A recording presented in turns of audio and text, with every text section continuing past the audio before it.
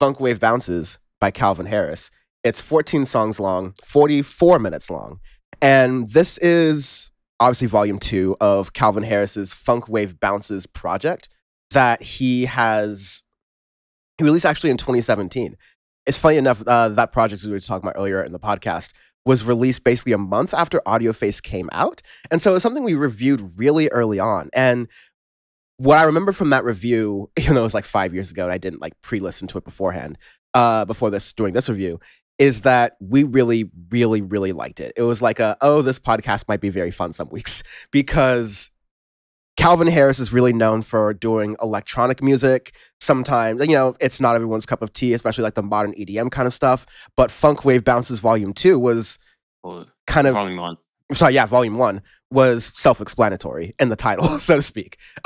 It was, just Funk Wave Bounces. It had Calvin Harris doing some production, a star-studded row of collaborators, and all sounded really groovy, really nice. It had that dance thing, but it was like a little bit slowed down, but by no means lacking in energy, lacking in production quality. In some ways, higher production quality than other things you expect from Calvin Harris. But that was just sort of a side project, a one-off. We wanted a volume 2 back then, and 5 years later, if you just wish upon a star, be patient, and do 200 episodes, you will get it. So Funk Wave Bounces Volume 2 is very, very good.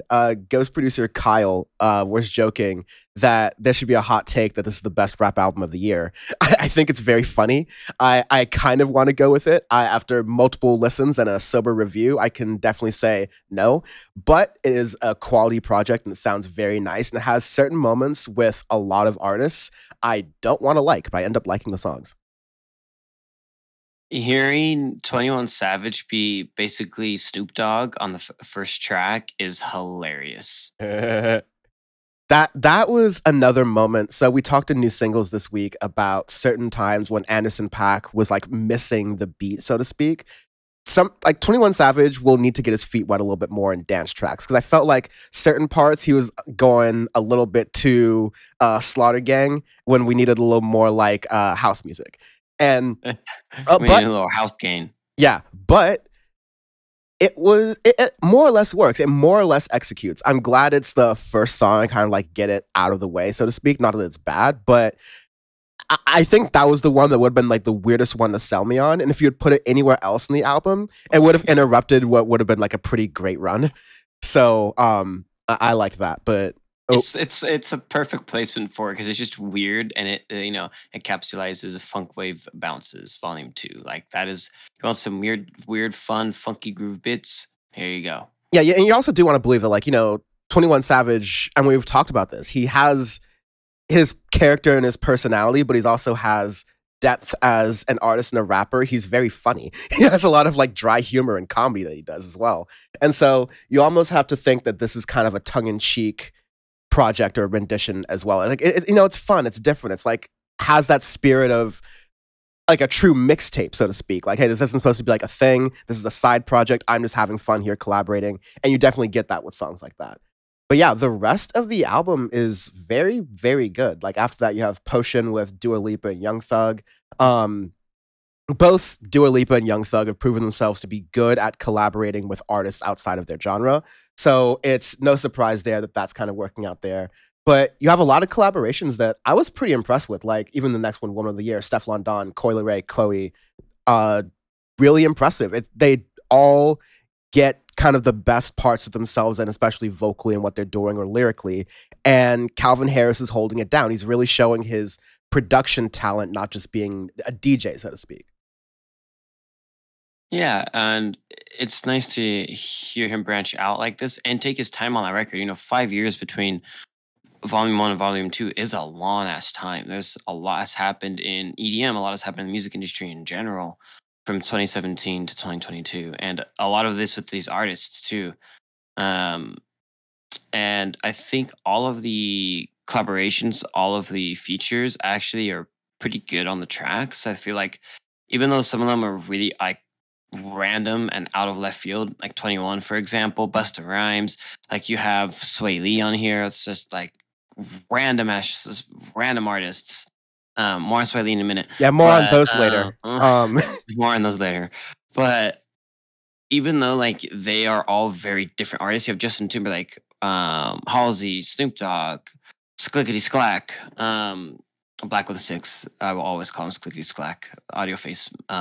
Old heads know, but they all go well together. All of the tracks are produced so well. I think that's a testament to Calvin Harris as a producer and as an artist in general, that he's able to combine all these different voices from just 1,000 different genres all across the music spectrum and can combine them into a record, into a funk bounce, um, EDM fun record, and make it cohesive and make it good throughout top to bottom. That's very difficult to do because you have so many different voices, so many different things. And you hear that like in volume one, but I feel like in volume two, there's even more. There's even more depth. There's even more broad range on the spectrum of artists.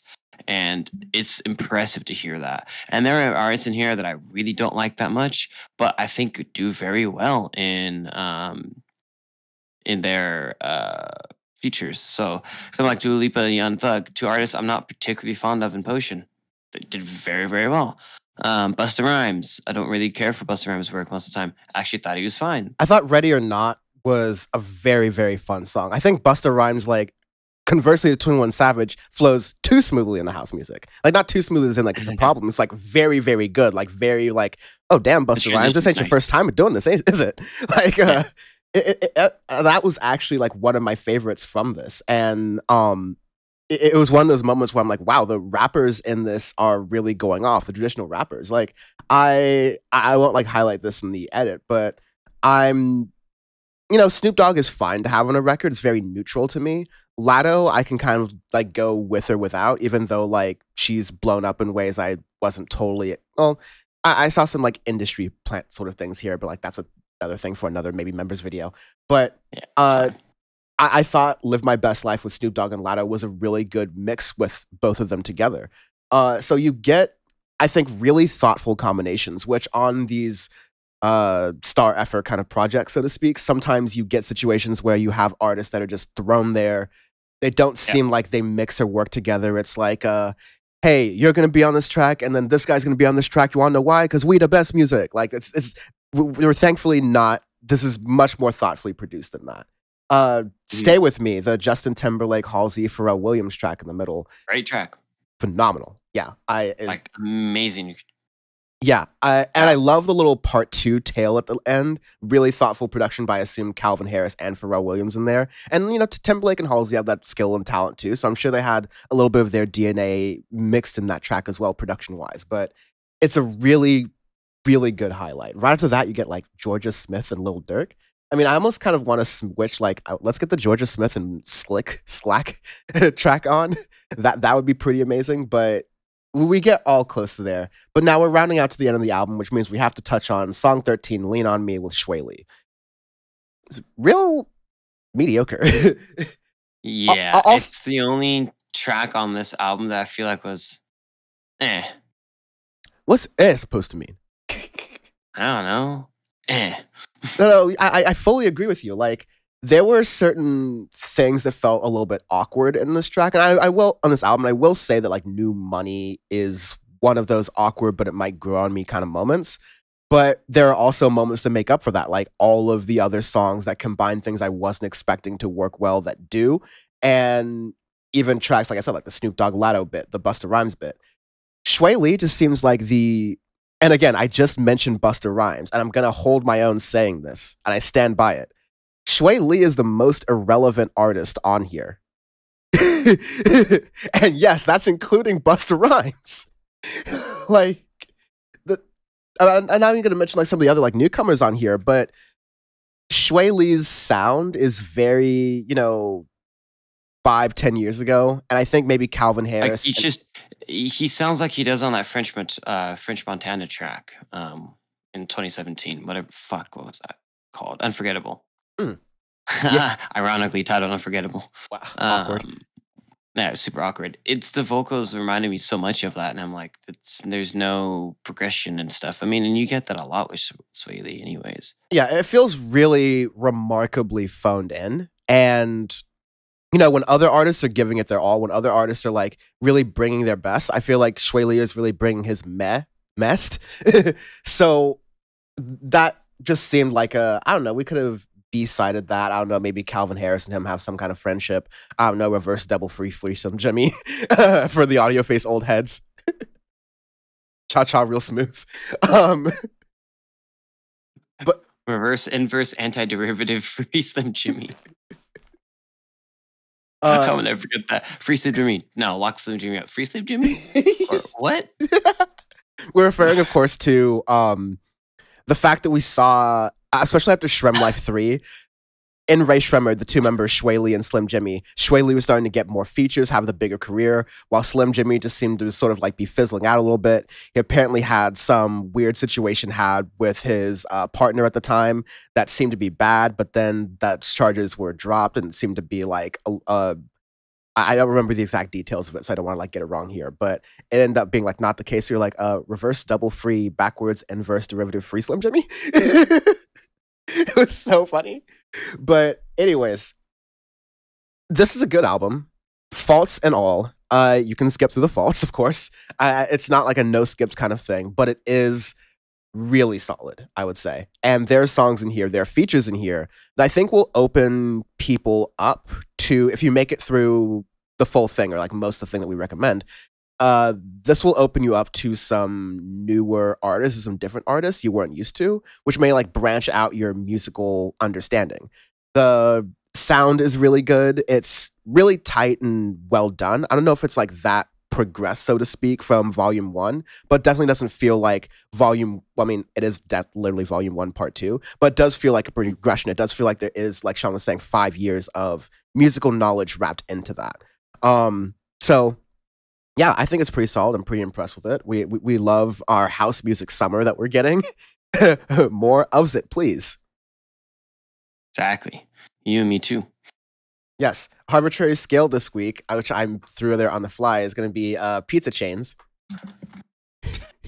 Because I don't know if we've done that in a while. And you know what? We'll do pizza chains and brands. So if you want to include, it's not delivery, it's DiGiorno, absolutely can. Ooh, all right. I like it. I'll do this though. Has to be a chain or a brand. It can't be local. Oh no, we're not giving out the sacred daily news. Like that is reserved for like 5 albums ever.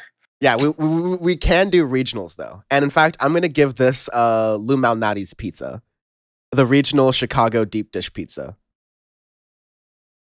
I like it. Damn, that's a good one. I'm gonna give this a solid California Pizza Kitchen. Okay. I'll be honest. California Pizza Kitchen sucks. I don't like it, but like, okay. Sometimes when everybody else is closed, you got to go CPK to get your pizza fix. When everybody else is closed, I'll go to N-Word John's before I go to California Pizza Kitchen. I hate Papa John's. Papa John's is awful pizza. Yeah, exactly. I don't like Papa John's. It's terrible. Disgusting. But they did get early on that garlic dip sauce. So, but it's whatever it is, as long as it's not fucking Little Caesars, we're good. Of course, I don't eat that shit. That might be the worst I've ever had in my life.